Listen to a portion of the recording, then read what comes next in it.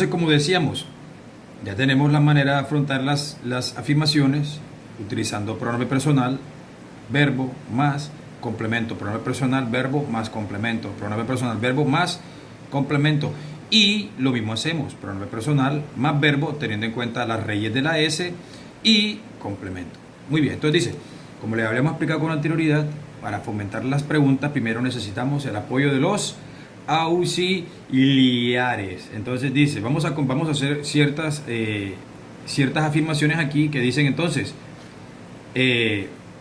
you love me, we work in a school y she has a brother. Entonces tenemos tres afirmaciones aquí que dice entonces, tú me amas, nosotros trabajamos en una escuela y ella tiene un hermano. Entonces dice que son afirmaciones y tenemos que primero tener en cuenta quién es el pronombre personal para poder interpretar si es un pronombre personal pelle o es un pronombre personal gomelo y utilizar los auxiliares correspondientes. Es decir, para convertir esto en una pregunta necesito utilizar entonces, como es un pronombre personal pelle, voy a utilizar el auxiliar do. Como también we es pelle, voy a utilizar el auxiliar do. Y como she es una gomela, voy a utilizar entonces das. Hago el segundo paso. Entonces dice, do you love me? ¿Me amas? Do we work in a school? ¿Trabajamos en una escuela? Y por último, tenemos does she has a brother? Pero para fomentar muy bien esta pregunta necesitamos resolver la tercera variante, que es que cuando el auxiliar das aparece, el verbo ya no puede interpretar el final con AS, ya tiene que interactuar de manera normal, porque esa es la regla que implica el uso del das. Espero que quede claro con esto, chicos. Ahora vamos con las negaciones.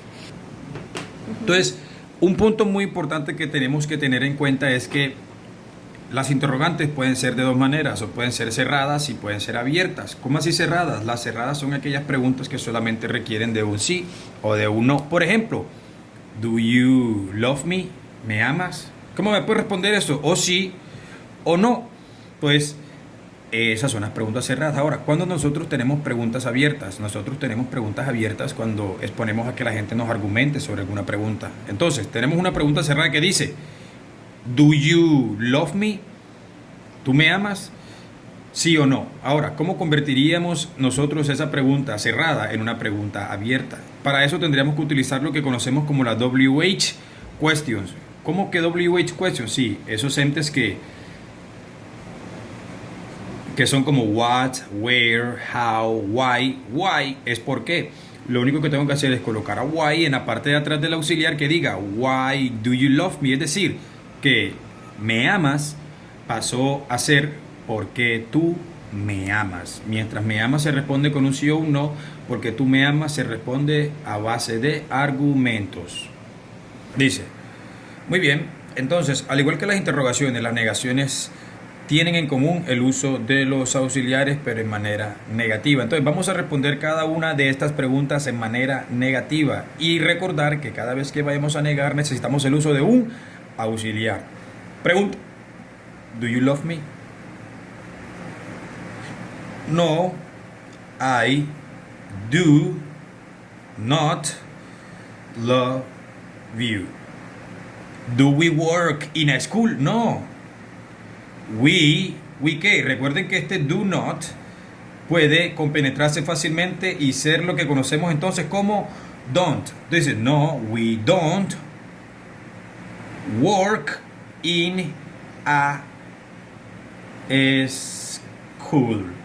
Ojo, teniendo en cuenta que utilizo pronombres personales peyes, utilizo el do not o el don't, y si trabajo con un pronombre personal gomelo es necesario el uso del otro auxiliar, y en este caso es does, que al igual que el do not se contrae y entonces crean lo que conocemos como doesn't. No, she doesn't. ¿She doesn't qué?